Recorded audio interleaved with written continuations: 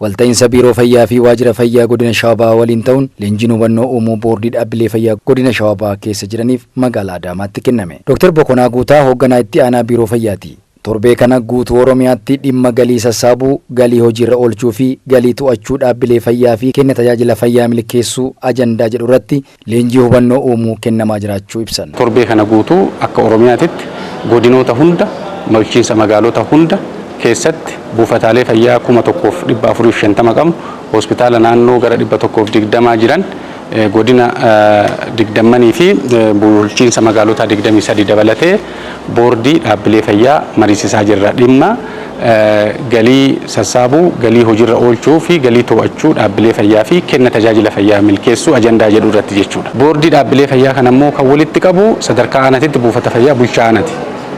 Yoo magaalaa keessa ta'e immoo kantiibaa magaalaa aanaati. Qaamni kun egaa qaama aangoo olaanaa qabudha naannoo sanitti.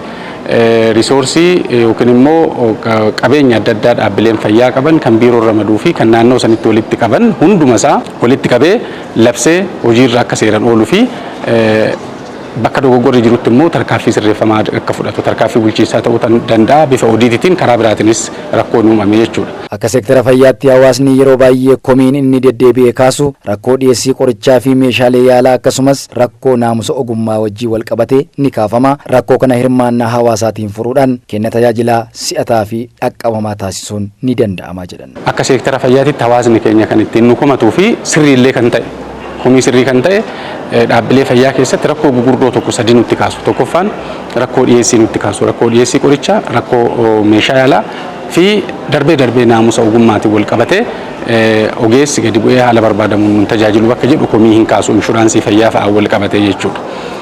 Marii boordii kanaan walitti qabdoon yookaan miseensonni boordii as keessatti marii kanaan leenjii kanaan gadi bu'anii ogeeyyii mariisisanii hawaasa tajaajilan, hawaasa bulchuu waan ta'eef qaamni kun qaama bulchiinsaa olaanaadha.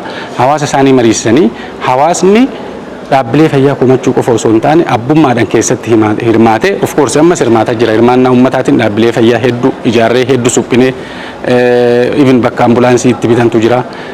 Ammas kana caalaa cinaa dhaabbatee dhaabbilee fayyaa kana akka deeggaran bakka rakkoon jirutti immoo qaama bulchiinsaa olaanaa ta'e kana boordii kana waliin mari'atanii kenni tajaajila fayyaa hawaasni nu komatu sun si'ataa akka ta'u, ariifataa akka ta'u, qulqulluu akka ta'uu fi hawaasni keenya dhaabbilee fayyaatitti akka quufan. Galmi leenjii kanaas hawaasa fayya qabeessa oomishaa fi oomishtummaa irratti hirmaachuu danda'u horachuudha jedhan Dr. Bokonaan. Hawaasa fayya qabeessa oomishaa fi oomishtummaa irratti hirmaachuu danda'u. Hawaasa fayya buulessa ta'e kan daldalatu, kan qotatu, kan baratu akka ta'u arguudha waan ta'eef kan arguu keessatti immoo seektarri keenya gahee olaanaa qaba waan ta'eef dhaabbilee fayyaa keenyaaf baajeta mootummaa akkaataa qajeelfamaatiin akka qabataniif kan qaban san immoo seeraan akka hojiirra oolchan bakka rakkoon jiratti tarkaanfii sirreeffamaa akka fudhatan bakka harki mootummaa dhaqqabuu hin dandeenye immoo hirmaannaa ummataatiin dhaabbilee fayyaa akka deeggaran intensifii yookiin immoo kafaltiiwwan ogeeyyiin fayyaa barbaadan bakka tokkotti godina baay'een ji'a ja'aaf waggaa tokkoof warri kafaltiin kafalletu jira. Sa'aa hojii idileen ala guyyaa ayyaanaa, guyyaa sanbataa, guyyaa halkanii kuna kanarratti akkaatuma qajeelfamaatiin isheenuu xiqqoodha. Ishee xiqqoo jirtu san odoo jalaa hin hanqifne, odoo jalaa hin hambifne akka dhaabbilee fayyaa kanaaf qabaniif dhaabbilee fayyaa cinaa akka dhaabbatan hawaasni komii nurraa qabu kana at least guutumattis dhabamsiisuu yoo dadhabne xiqqeessuu akka dandeenyu inisheetifii biiroon keenya qabate kan akka mana qorichaa hawaasaa aanaa hunda keessatti akka wal ga'u, buufataalee hunda keessatti akka wal ga'u, hospitaala hunda keessatti akka wal ga'u, hirmaannaa abbootii qabeenyaa biyya keessa biyya alaa akka jajjabeessamu kan akka godhaniif kan mari'achaa jirru. Obbo Abbabee Maammoo itti gaafatamaa waajjira fayyaa godina Shawabaati. Dhaabbileen fayyaa galiin akka of cimsaniif ga'een boordii olaanaadha. Kanaaf leenjiin kun hunduu hubannoo wal fakkaataa qabaatee hojii isaa irratti ciminaan akka hojjetuuf baay'ee murteessaadha jedhan. Dhaabbilee fayyaa san guddisuudhaaf boordiin baay'ee murteessaadha. Galiin buufataalee fayyaa keenya jechuun tokko dhiyeessiin qorichaa akka cimu ta'a. Babal'inni dhaabbilee fayyaa keessattis uummata irraa illee haa ta'u mootummaa irraa kan argamu cimeetoo akkaataa jedhamanii hojiirra oolchu akkaataa qajeelfama labsii ba'een hojiirra oole galmaan gahinsa dhaabbilee fayyaa san mirkaneessuu danda'a. Keessattuu dhaabbilee fayyaa keenya baay'inaan qorichi biyya alaatii deeggarsaan arganna. Gara fuulduraa galii keessoo keenya sirriitti cimsinee dhaabbanni fayyaa tokko yookaan buufanni fayyaa yookaan hospitaal ofii akka of danda'u. Deeggarsi kun yoo dhaabbate galii madda ofiitiin burqisiisee ofii isaatiif dhiyeessii barbaachisaa ta'e instituushinii guddaa tokko uumuu waan danda'u boordii buufataalee fayyaa kana keessa jechaadha. Kana keessatti nu bara kana dhaabbilee fayyaa keessatti boordiin akka cimu wantoonni gurguddoon hojjetamee jira akka godina keenyatti hospitaalli tokko deeggarsa koree qindeessituu godinaa akka qabamu ta'ee jira. Buufataalee fayyaattis koree qindeessituun akka qabamanii ta'anii jiranii bakka isaan qabatanii jijjiirama guddaatu jira.